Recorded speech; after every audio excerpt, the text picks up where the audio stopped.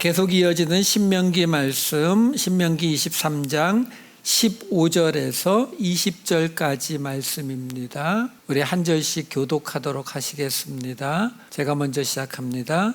종이 그의 주인을 피하여 내게로 도망하거든 너는 그의 주인에게 돌려주지 말고 그가 내 성읍 중에서 원하는 곳을 택하는 대로 너와 함께 내 가운데에 거주하게 하고 그를 압제하지 말지니라. 이스라엘 여자 중에 창기가 있지 못할 것이요 이스라엘 남자 중에 남창이 있지 못할지니 창기가 번 돈과 개 같은 자의 소득은 어떤 서원하는 일로든지 내 하나님 여호와의 전에 가져오지 말라. 이 둘은 다 내 하나님 여호와께 가증한 것임이니라. 내가 형제에게 구워주거든 이자를 받지 말지니 곧 돈의 이자, 식물의 이자, 이자를 낼 만한 모든 것의 이자를 받지 말 것이라. 내 형제에게 구워주면 이자를 받지 말라. 그리하면 내 하나님 여호와께서 내가 들어가서 차지할 땅에서 내 손으로 하는 범사에 복을 내리시리라. 아멘. 오늘은 이 23장의 사실은 9절부터 지금 25절까지 말씀을 볼 겁니다. 그 안에는 어떤 이야기들이 들어가 있냐면 첫 번째 이 9절부터 14절까지는 전쟁하러 나가기 전에 그 군대의 진영 안에서 쉽게 말하면 화장실 문제를 어떻게 해결할 것인가, 화장실은 진영 바깥에다가 만들어서 볼일 보고 땅을 파고 볼일 보고 파묻어라. 우리 하나님 참 세세하시기도 해요. 화장실 문제까지 언급하시고, 그리고 지금 읽은 이야기에 보면은 도망간 종을 어떻게 할 것인가, 그 다음에 창녀나 남창의 이야기, 그 다음에 이자를 받는 이야기, 그리고 길어서 읽지 않았지만 21절부터는 하나님께 서원을 했을 때의 이야기, 24절부터는 포도원이나 곡식 그 밭에서 어떻게 지나가다가 먹을 때 어떻게 해야 되는지의 이야기, 이런 이야기들이 지금 쭉 늘어서 있어요. 자, 이 이야기들을요, 잠깐 저 좀 보세요. 저 좀 보세요. 왜 그러냐면 지금 사실 이 이야기들 하나하나를 제가 다 설명하는 게 큰 의미가 있지 않아요. 그래서 저도 사실은 이 27장까지 사실 여기 보시게 되면은 한 2절씩밖에 안 되는 그런 계명들이거든요. 그러니까 이거를 그냥 한번 읽어보시라고 하고 이 전체적인 개념만 설명을 하고 그냥 건너뛸까도 많이 생각을 했어요. 근데 지금 이 신명기라고 하는 책이 뭐라고 했습니까? 이 주신 계명들을 이제 이들이 들어갈 그 약속의 땅에 들어가서 그곳에서 어떻게 적용시켜 나갈 것인가를 목적으로 해서 주신 말씀이거든요. 자, 그러면 하나님도 똑같았을 거라는 거예요. 무슨 말이냐면 레위기나 출애굽기나 민수기에 나오는 그 계명들 가운데에서 사실 지금 오늘 여기 나온 거 보시게 되면 딱히 막 가장 중요한 것들만 골라서 언급하고 있는 것 같지 않거든요. 왜? 화장실 이야기까지 나오잖아요. 그러면 중요한 순서로 하나님이 지금 셀렉트하고 있는 것이 아니다라고 할 때에, 그러면 하나님이 왜 이렇게 여러 가지 이야기들을 이렇게 늘어놓고 계시느냐라는 거죠. 저는 그걸 이렇게 보는 거예요. 뭐냐면 결국은 지금 한마디로 말해서 여기에 하나님이 주신 이 계명들을 우리가 A는 A로, B는 B로, C는 C로 이렇게 지키기만 하면 되는 것이라면, 그렇다면 여기에는 앞에 나왔던 계명들 중에서 중요한 것들부터, 비중이 큰 것들부터 언급이 되는 게 맞아요. 근데 그런 게 아니거든요. 그렇다면 저는 이것을 어떻게 보는 거냐면 훈련이라고 보는 거예요. 다시 말해서 우리가 수학책이라고 생각을 하시게 되면 수학 문제를 풀게 되면은 어떤 새로운 공식을 선생님이 설명해 주고서 그 문제를 풀도록 하잖아요. 그렇죠? 선생님이 한번 설명해 준다면 어떻게 합니까? 문제 그 유형을 살짝 바꿔서 여러 개를 풀어보도록 학생들에게 시키죠. 왜? 그러지 않으면 그 공식을 알고 있다고 해도 다른 유형의 문제가 나왔을 때 못 풀 수가 있으니까. 저는 여기 신명기에 이렇게 지금 여러 가지 작아 보이는 계명들이 언급되고 있는 것은 하나님께서 이러한 계명들 하나하나를 우리에게 주시면서 자, 너 이 계명 어떻게 해석해서 약속의 땅에 들어가서 살아갈 건데 이걸 우리에게 묻고 있다라고 저는 생각이 드는 거예요. 그러니까 여기 나오는 이런 이야기들을 보실 때에 우리가 이미 대전제가 있잖아요. 이 모든 이야기들은 둘 중에 하나, 하나님 사랑, 이웃 사랑, 정의, 공의, 그렇죠? 우리가 하나님을 향한 것과 그리고 공동체를 향한 것, 이 두 가지를 이루기 위해서 하나님이 이 모든 말씀을 주셨다라는 것을 우리가 이미 알고 있으니까, 그러면 여기에 오늘도 지금 나오는 이 이야기들이 어떻게 해서 하나님 혹은 공동체, 이 둘 중에 어느 쪽의 목적을 가지고 하나님이 주신 이야기인지를 우리가 찾아가는 것, 그게 바로 하나님이 이 이야기들을 통해서 우리에게 훈련시키고자 하는 것이다 라고 저는 보는 거예요. 자, 그럼 한번 보자고요. 맨 앞에 나와 있는 이야기가 뭐냐면, 전쟁을 하는데, 전쟁을 하면 이제 군인들이 모여가지고 각 지파마다 알아서 살고 있다가, 야, 이제 저쪽 블레셋과 싸우러 나가야 된다 그러면 각 지파에서 모일 거 아니에요. 장정들이 모여가지고 진을 만든단 말이에요. 진을 만들고 이제 전쟁을 해야 되는데, 여기 뭐라고 나오냐면은 너희가 그렇게 진을 만들고 출전을 하려고 할 때에, 그때에는 그 전쟁은 누가 같이 한다고요? 하나님이 같이 하신다. 하나님이 같이 하시니까 어떡하라고요? 여기 이제 몽설이라고 나오는데 우리가 흔히 말하는 남자들의 몽정 말하는 거예요. 몽정하거나 아니면 화장실 문제. 여러분, 이게 생각을 해보세요. 이 사람들이 천막에 살던, 광야에서 천막에 살던 사람들이에요. 지금처럼 어디를 이렇게 옮겨갔다고 해서 제일 먼저 한쪽에다가 화장실 짓고 이러던 시대 아니에요. 이거 지금 몇천 년 전이란 말이에요. 그냥 저 넓은 광야에서 알아서 해결하고 있던 그런 시대거든요. 자, 그러면 군인들이 지금 한쪽에 모였어요. 그럼 거기서 지금 천막 치고 살아요? 아니요. 이제 싸우러 나갈 거거든요. 그럼 거기서 볼 일은 어떻게 봐요? 그냥 적당히 주변에서 보면 되죠. 왜? 지금 거기서 살 게 아니라 이제 나가서 싸울 거라니까요. 근데 하나님이 지금 뭐라고 얘기하시냐면, 그 진 안에서 볼일 보지 말고 진 바깥에 나가서 봐라. 아주 상세하게 말해줘요. 작은 삽을 가지고 가서 땅을 파고 대변을 보고 파묻어라. 뭐 이렇게 설명이 나온다고요. 자, 중요한 건 이거죠. 왜 갑자기 하나님이 이런 이야기를 여기서 하고 계시냐라는 거예요. 우리가 그 바로 앞에 무슨 이야기가 있었다고요? 지난주에 에돔과 모압과 암몬과 애굽. 에돔과 애굽은 친하게 지내고 모압과 암몬은 여호와의 총회에 못 들어온다, 뭐 사생아 못 들어온다, 우리 이런 이야기 했었잖아요. 그런 이야기들은 이건 나름 여호와의 총회에 들어올 수 있는 자격들을 말하는 거니까 이건 중요한 이야기일 것 같잖아요. 근데 여기 갑자기 그 이야기가 끝나자마자 이어지는 게 이 화장실 이야기거든요. 그러면 우리는 이런 이야기가 나왔을 때에 생각해 보세요. 그러면 약속의 땅에 들어간 다음에 전쟁이 없으면 전혀 필요 없는 종목이네요. 그렇죠? 그럼 지금 우리한테는 아예 상관없는 종목이죠. 지금은 군인들이 아마, 저는 잘 모르겠지만 미국 군인은 전쟁하러 가면 화장실 들고 갈 것 같은데 파야 돼요? 그러니까 그러면 이 이야기들이 왜 나타났는지를 우리는 찾아야 된다는 거예요. 왜? 이렇게 보시면 돼요. 무슨 이야기냐면, 지금 제가 말씀드렸잖아요. 이 모든 이야기를 통해서 우리가 가야 될 것은 둘 중에 하나라니까요. 항상 하나님 사랑이냐 이웃 사랑이냐, 그렇죠? 하나님을 경외하는 자리냐 공동체를 세우는 자리냐, 이 두 가지 목적을 가지고 이 모든 말씀이 주어지고 있다고요.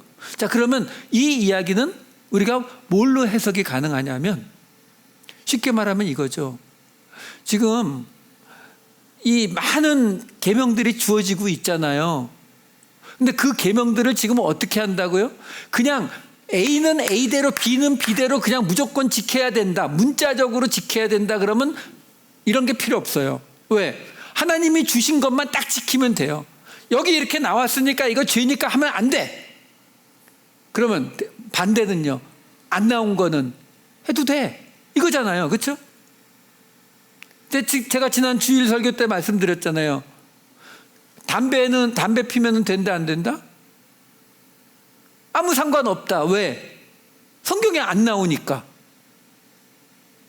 근데 그게 맞는 해석 맞아요? 담배는 뭐 별로 하기가 뭐하다고 하면 제가 지난 주일에 말씀드렸잖아요. 예, 포르노를 본다. 성경에 안 나오죠? 그러니까 아무 문제 없는 거 맞죠? 근데 우리는 문제가 된다라고 생각하잖아요. 그렇죠? 왜? 성경에 포르노에 관한 이야기가 없어도 우리는 성경 안에 간음에 관한 이야기, 마음의 음욕을 갖는 것에 관한 이야기 얼마든지 찾을 수 있거든요. 그러면 사실 우리는 뭐 하고 있는 거예요? 지금 그 성경에 나와 있는 그런 말씀들을 확대해서 지금 이 2020년의 시대에다가 적용을 하니까, 그러니까 당연히 포르노를 보는 거는 죄다라고 우리는 말할 수 있다라는 거죠. 그렇죠?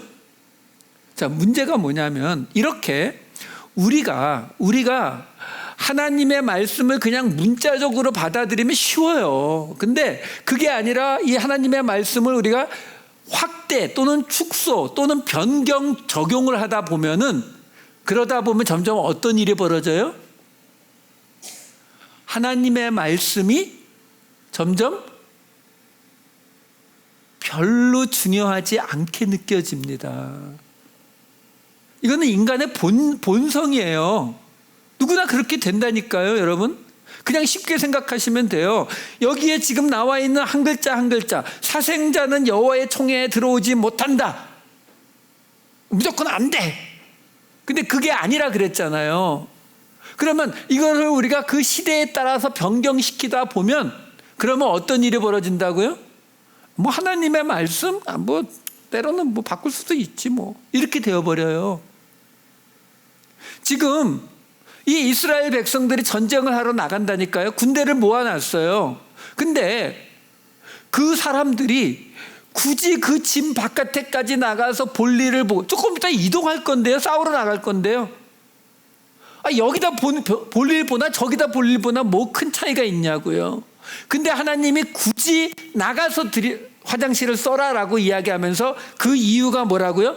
하나님이 지금 너희 전쟁을 함께 싸워 주셔야 되기 때문에 지금 너희와 함께 하고 이 진 안에 하나님이 계시니까, 하나님 계시면 화장실 가면은 하나님 앞에 불경스러운 건가요? 지금 그 얘기를 하고 있는 게 아니에요. 다시 말해서 이 이야기를 통해서, 이 계명을 통해서 하나님이 뭘 얘기하시는 거냐면, 너희가 하나님의 말씀을 상황에 따라서 변경 적용시키면서 살아가게 되지만, 그럼에도 불구하고 하나님을 향한 그 경외심의 자리는 결코 떠나서는 안 된다라는 것을 우리에게 알려주고 있는 거예요. 이 이야기가 앞으로도 중간중간에 하나씩 두씩 껴있어요. 그래야만 우리가 그 자리를 벗어나지 않기 때문에 그래요. 우리가 특히 예수님 이야기 속에서 이 형식을 따졌던 바리새인들과 제사장들 때문에 우리가 이 교회의 전통이라는 말 또는 형식이라는 말을 굉장히 거부해요. 우리 신약에는 그런 거 없는 거야, 이렇게 생각하거든요. 예, 맞아요. 근데 문제가 뭐냐면 우리 인간은 그렇게 완벽한 존재가 아니에요. 우리가 건강을 위해서 운동해야 된다는 거 모르는 사람 있어요? 한 명도 없습니다. 담배 피면 건강에 나쁘다는 거 모르는 사람 있어요? 하루에 몇 감씩 피는 사람들도 다 알아요, 그거. 근데 왜 안 바꿔요? 인간이 안다고 해서 자기 삶이, 자기 행동이 다 바꿔지지 않기 때문에 그래요. 그렇기 때문에 뭐가 필요해요? 우리 인간들에게는 어느 정도의 형식이 필요합니다.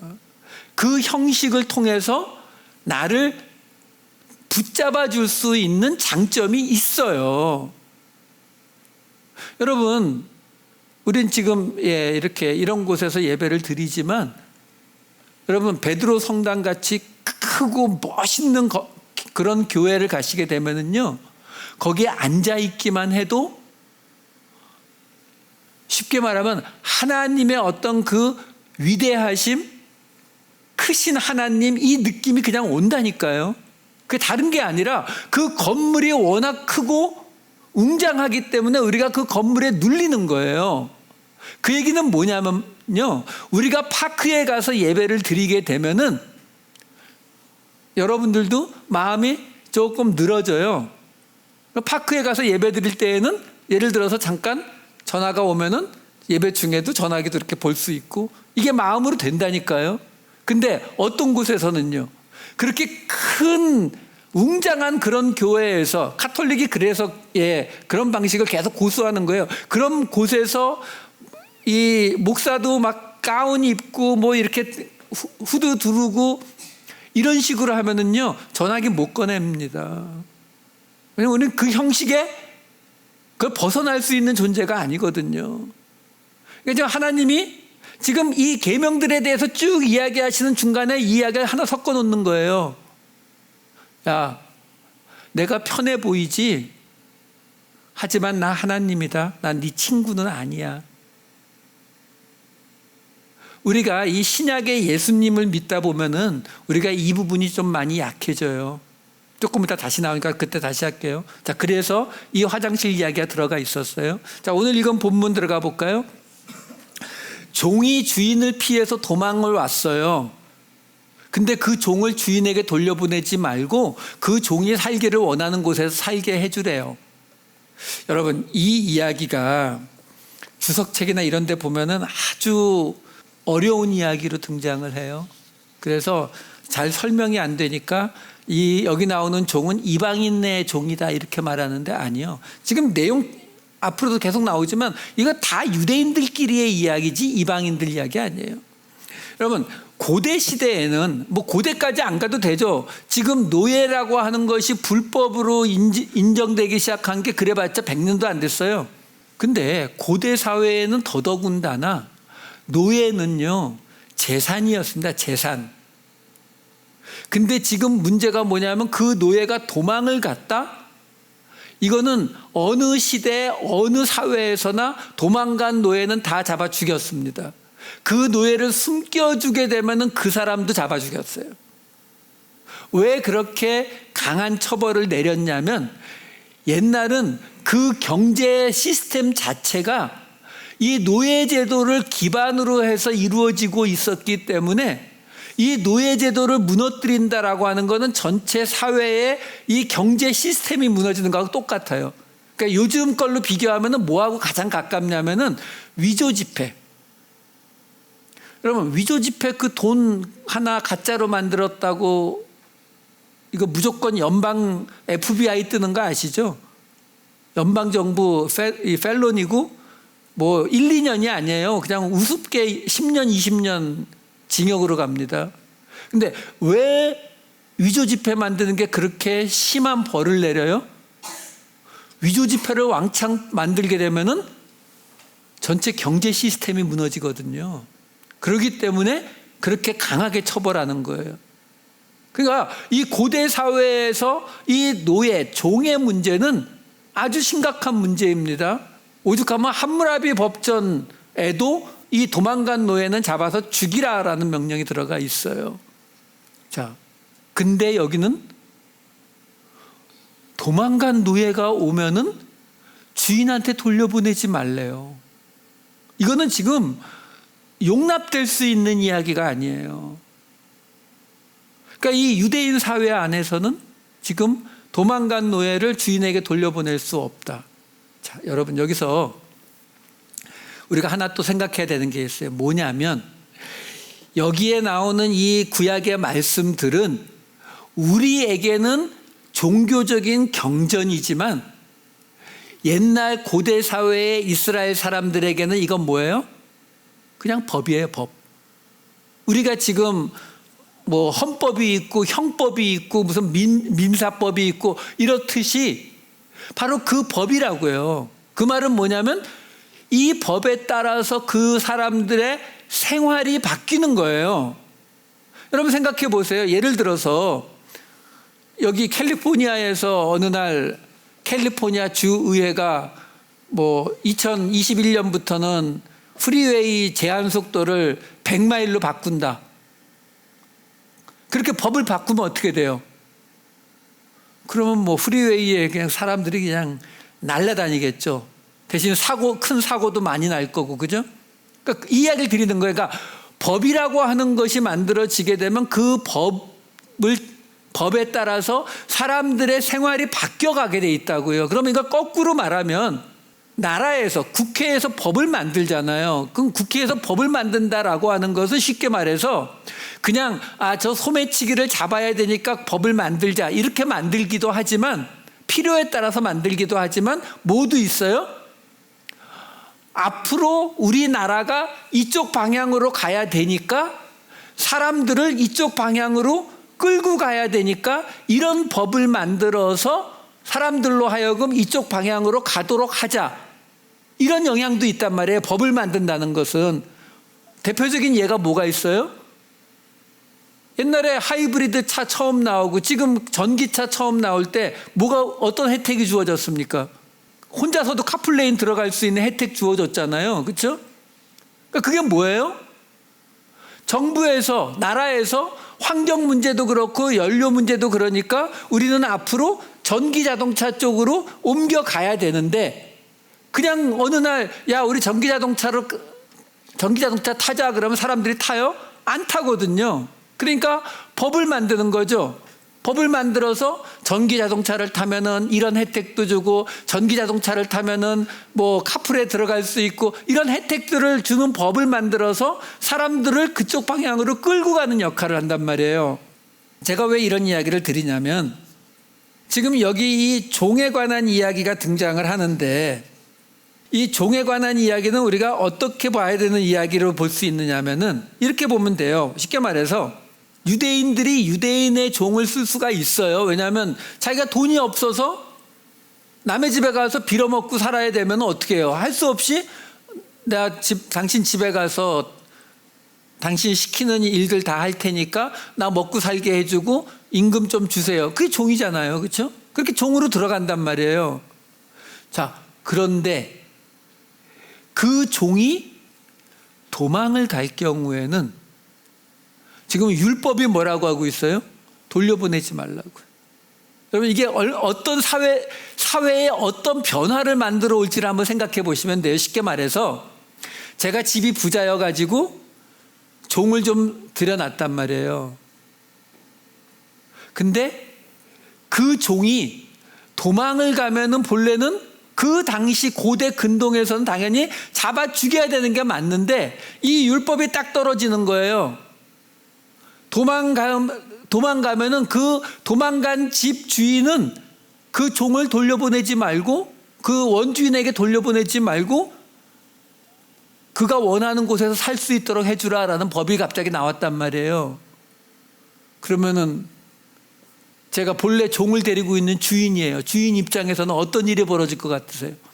어느 날 아침에 계란 후라이를 하라고 했는데 계란 후라이를 태웠네.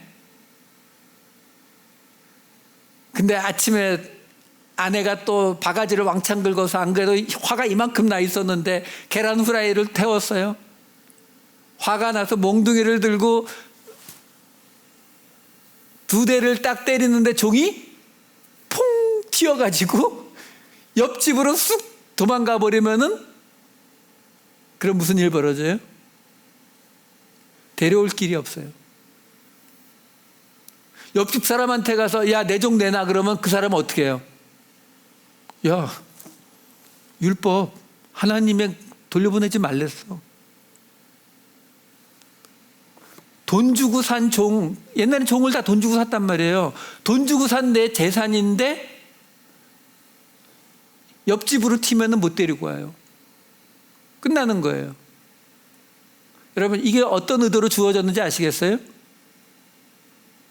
내 종이라 하더라도 학대하거나 핍박하지 못하게 하는 방식인 거예요, 여러분.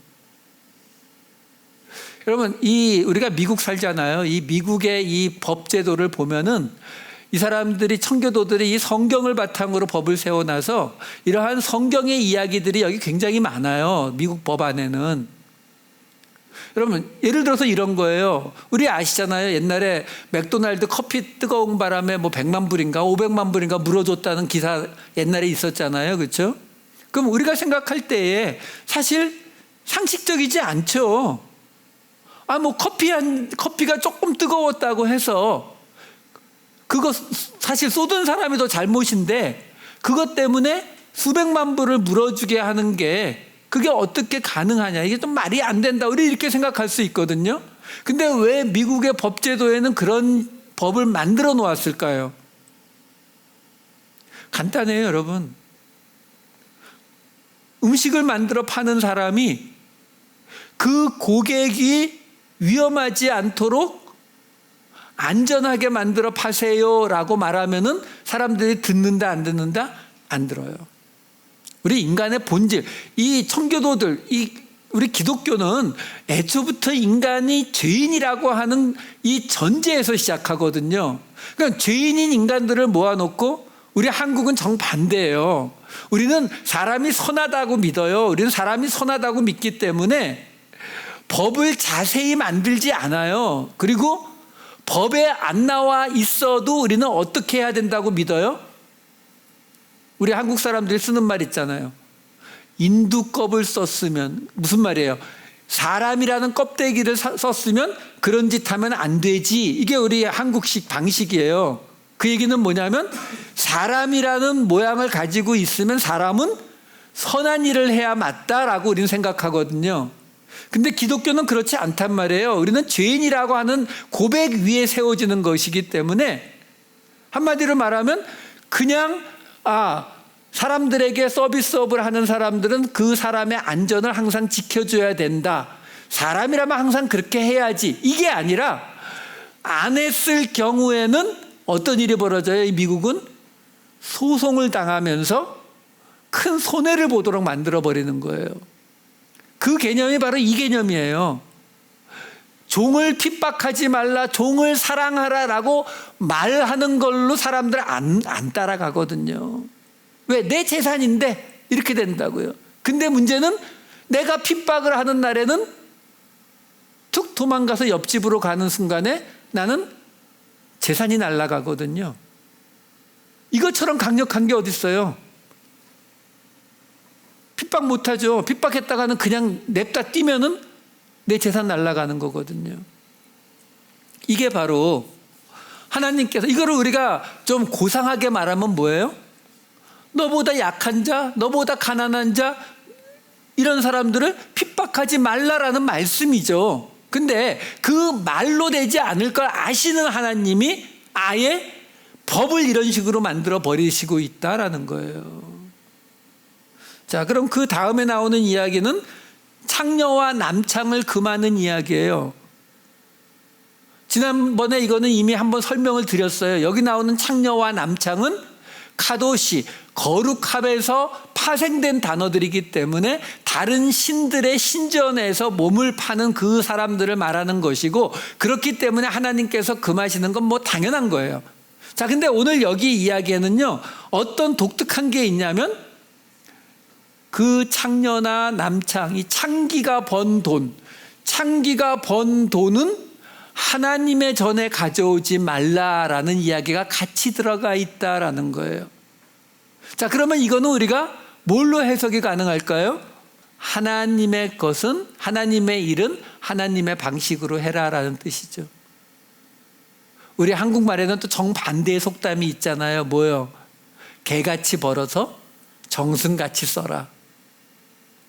뭐 삶에는 그렇게 살 수 있을지 몰라도 하나님은 그걸 원하지 않으신다라는 거죠. 하나님의 사람들은 하나님의 방식으로 돈을 벌어서 하나님께 가져와야 되는 것이 맞다라는 거예요. 한 10년쯤 전에 제가 어떤 이야기를 그 인터넷에서 본 적이 있냐면, 한국에 있는 어느 교회가 이사를 가려고 땅을 샀어요. 땅을 사놓고 이제 아마 이제 건물을 지어야 되니까 또 건축 헌금을 걷는데 시간이 오래 걸렸나 보죠. 그러니까 땅을 사놓고 건축 헌금을 모으고 있는 중에, 그 동네가 개발 지역이 되면서 땅값이 수십 배가 뛴 거예요. 그러니까 사실 그 교회 입장에서는 그 땅을 팔아서 그 돈을 가지면 다른 곳에 가서 계획보다 훨씬 더 큰 교회를 지을 수 있는 돈이 생겨났죠. 근데 그 교회가 어떤 결정을 했냐면, 한국 사회에서 부동산으로 갑자기 떼돈 버는 거에 대한 굉장히 부정적인 인식이 강하잖아요. 그러니까 그 교회가 어떻게 했냐면, 이거는 우리가 하나님의 교회를 짓기에 좋은 돈이 아니다라고 생각을 해서 그 돈을 모조리 이 사회단체에 그냥 기부해 버리고, 자기들은 자기들 사이즈에 맞는 작은 교회를 짓기 위한 건축 헌금을 계속하기로 했다라는 기사였어요. 하나님께서 창녀와 창기의 이 돈을 여호와의 전에 가져오지 말라라는 이 이야기를 보면서, 여러분 이런 걸 그냥 문자적으로 창녀가 번 돈은 교회에 헌금 내면 안 돼, 이거 아니에요. 그럼 그건 괜찮고, 가난한 사람들을 토색질해서 요즘 뭐 여러 가지 방식으로 해서 번 돈, 뭐 투기해서 번 돈, 도박해서 번 돈은 여기에는 나는 창녀는 아니니까 도박한 거니까 상관없어, 이게 아니란 말이에요. 하나님께서 원하시는 것은 하나님의 사람들은 하나님의 방식대로 살아야 한다라는 거죠. 그래야 공동체가 유지된다라고 말씀하시는 거예요. 자, 그 다음에 나오는 이야기, 이자를 받지 말라는 이야기예요. 형제에게는 이자를 받지 말라. 이방인에겐 받아도 된다. 이것도 뭐 사실 내용 자체는 설명할 게 없어요. 근데 이런 이야기들이 왜 들어가 있느냐, 왜 하나님이 우리에게 이 연습 문제로 이런 이야기들을 주셨는가가 중요하단 말이에요. 유대인들이 우리 그 셰익스피어나 뭐 이런 소설에 보면 유럽에서 유대인들이 가장, 그러니까 유대인이 등장하면 그 유대인의 직업이 주로 뭐로 등장하는지 혹시 기억나세요? 고리대금업자, 그렇죠? 샤일록 뭐 이런 사람들. 근데 재밌지 않아요? 여러분, 우리 동양 사람들이 보는 예를 들어서 논어, 맹자 이런 데에 이자 받지 말라 뭐 이런 대목들이 있을까요? 없을까요? 제가 보지는 않았는데 없을 것 같아요.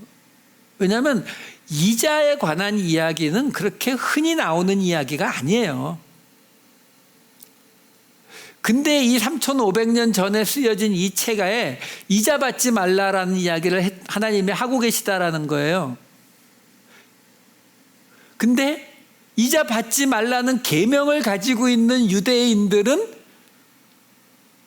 고리대금업을 주로 많이 하네요. 지금도 전 세계의 금융권은 유대인들이 다 잡고 있습니다. 여러분, 여기서 우리가 볼 수 있는 것들이 있어요. 뭐냐면, 하나님은 우리를 알아도 너무 잘 알아요.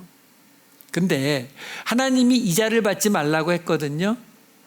근데 그 이자를 받지 말라고 했는데 문제는 그거죠.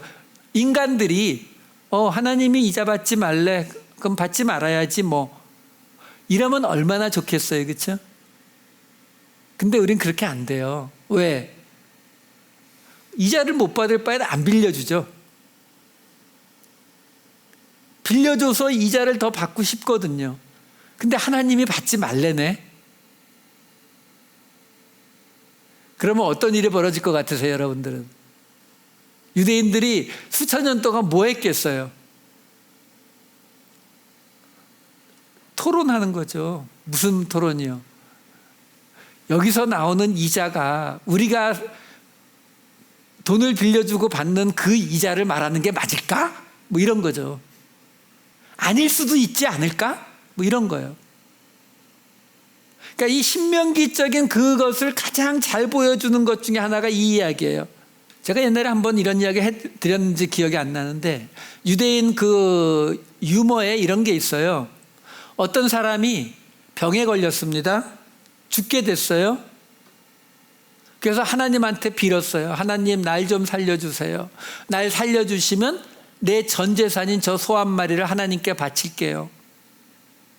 그랬는데 하나님이 병을 낫게 해주시네요.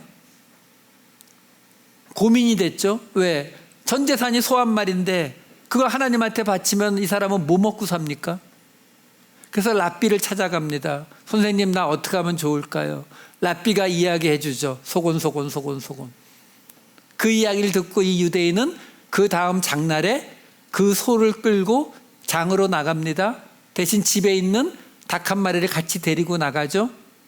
그래서 장에 나가서 사람들에게 이야기합니다. 예를 들어 소가 1,000불이고 닭이 5불이면은 이 사람은 앞에다가 간판을 써붙이는 거예요. 5불짜리 소를 사세요. 대신 1,000불짜리 닭을 사시면 5불짜리 소를 드립니다. 그렇게 해서 똑같이 1,005불에 닭과 소를 다 팔고, 그리고 하나님께, 하나님, 소를 판값 드립니다. 5불 드려요. 여러분, 이 이야기를 들으면서 어떤 느낌이 드세요? 사람들은요, 하나님이 명령한다고 해도 결코 내 이익을 포기할 생각 잘 없어요. 근데 이자를 받지 말라 그랬거든요. 그랬더니 머리를 굴리기 시작합니다. 어떻게 하면은 이 계명이 있음에도 불구하고 우리는 이자를 받아 먹을 수 있을까? 이거를 머리를 굴리다가요, 이 기록에 보면은 AD 1500년, 그러니까 지금으로부터 한 500년 전쯤에 이 유대인 랍비, 이 이탈리아 북부에 있던 유대인 랍비 한 사람이 쓴 책에 어떤 구절이 나오냐면은, 이자를 받는 것이 크게 잘못된 것은 아니다, 이런 구절이 나와요. 그리고서 한 50년 지난 다음에 또 다른 유대인 랍비, 그 유대인 랍비 이삭 아브라바넬이라는 유대인 랍비는 이제 아예 책을 써가지고 돈뿐만이 아니라 마치 집을 빌려주면 렌트비를 받는 것처럼 곡식을 빌려줬을 때 그 10% 정도를 받는 것, 이런 것들은 결코 잘못된 것이 아니다, 이런 그 책을 써냅니다. 그리고 나서 1602년에 세계 최초의 주식회사인 동인도 회사가 설립됩니다. 주식회사, 코퍼레이션, 뭔지 아시죠? 코퍼레이션은 주인이 여러 명이죠. 주식을 가진 사람들이 주인이잖아요. 그렇죠? 자, 그러면 한번 생각해 보실까요? 무슨 말이냐면, 코퍼레이션에서 이 주식회사가 돈을 벌었어요. 근데 거기 지금 내 돈이 투자가 돼 있어요. 근데 회사가 돈을 버니까 그 회사에서 나한테 이익금을 줄 거 아니에요. 그렇죠? 근데 그 이익금을 뭐라고 부르죠? 디비던드, 배당이라고 불러요. 그렇죠? 제가 지금 무슨 얘기하는지 아시겠어요? 무슨 말이냐면요, 예를 들어서 우리 노 집사님이 비즈니스를 한단 말이에요. 비즈니스를 하는데 나한테 돈을 꿔달라 그래요. 자, 근데 돈을 꿔주면 문제가 뭐예요? 이자를 못 받는다니까요. 계명이 있어서. 내가 보기에 비즈니스를 잘해서 돈 많이 벌 것 같은데 돈을 빌려주고 이자를 받아먹고 싶단 말이에요. 그러니까 어떻게 말해요? 있잖아, 내가 돈을 꿔준 걸로 하지 말고 내가 투자한 걸로 해서 이익금 생기는 거에 몇 %를 나한테 줘. 근데 이거 우리 이자라고 부르지 말고 배당이라고 부르자. 무슨 얘기인지 아시겠어요? 인간이 왜, 여러분, 유대인들이 왜 금융에 그렇게 뛰어났어요? 3,500년 전부터 이거 하나님이 훈련시킨 게 아니라 하나님이 이런 계명을 줬는데 인간의 욕심은 그걸 피해가서 어떻게든 이익을 갖고 싶어 하니까 그걸 가지고 골머리를 앓으면서 만들어낸 게 주식회사고 주식이고 배당이고 이런 것들이 생겨나는 거예요. 한번 생각해 볼 필요가 있어요. 무슨 얘기냐면 우리는 유대인들을 부러워하잖아요. 1200만 명 인구밖에 안 돼요. 실제로 이스라엘 600만, 이 미국에 600만이 있어요. 근데 그 1200만 명밖에 안 되는 유대인들이 전 세계 금융만 잡고 있습니까? 지금도 매년 노벨상 수상자의 3분의 1은 유대인이에요. 그래서 우리는 그 유대인들을 부러워하거든요. 근데 그 부럽게 된 그 유대인들의 현재의 모습은요, 하나님의 계명을 자기들에 맞게 해석한 결과라니까요. 하나님의 계명을 어떻게 해석해야 된다고요? 그걸 해석해내면은, 적용시켜내면 뭐가 나와야 돼요? 하나님을 경외하고 이웃을 사랑하는 모습, 공동체를 세우는 모습, 이걸로 나와야 되는데 그게 아니라 내가 부자가 되는 모습으로 지금 유대인들 같은 경우 나타나고 있잖아요. 이게 지금 우리가 이 신명기의 이 개념을 가장 뚜렷이 볼 수 있는 이야기들이 오늘 이야기 속에 이쪽과 이쪽이 다 등장하고 있는 거예요. 그 다음에 서원하는 이야기 나와요. 서원하지 말라는 거예요. 서원했으면 꼭 지켜라라는 거예요. 하나님 앞에 약속한 거니까 지켜야 되는 거 당연하지요. 근데 무슨 이야기가 같이 들어가 있냐면요, 서원하지 않았으면 너 무죄야. 무슨 말이냐면 지금 이 이야기, 오늘 이 서원하지 말라라고 하는 이 이야기가요, 어디에 나오냐면은 전도서에 나옵니다. 전도서 5장 3절에서 5절까지 보면은 어떤 구절이 나오냐면 이렇게 나와요. 걱정이 많으면 꿈이 생기고 말이 많으면 우매한 자의 소리가 나타나느니라. 내가 하나님께 서원하였거든 갚기를 더디게 하지 말라. 하나님은 우매한 자들을 기뻐하지 아니하시나니 서원한 것을 갚으라. 서원하고 갚지 아니하는 것보다 서원하지 아니하는 것이 나으니. 지금 이 전도서 5장 3절에서 5절 말씀이 말해주는 게 뭐냐면요, 서원하고 갚지 못할 것보다 아예 서원을 안 하는 게 낫다라는 거예요. 하나님이 결코 우리한테 서원을 해라라고 요구하지 않으신다고요. 근데 서원을 왜 하느냐? 지금 이 전도서 말을 보면 뭐라고 나오냐면, 말이 많으면 우매한 자의 소리가 나타나는데 그 서원을 해놓고 갚지 않으면은 하나님은 그 우매한 자들을 기뻐하지 않으신다라고 나온다고요. 다시 말해서 서원을 하는 경우 대부분의 많은 경우에 그게 뭐라고 말씀하시냐면은 말이 많아서 생겨나는 우매한 자의 모습이라고 말하고 있다고요. 여러분, 이게 뭘 뜻하고 있는 겁니까?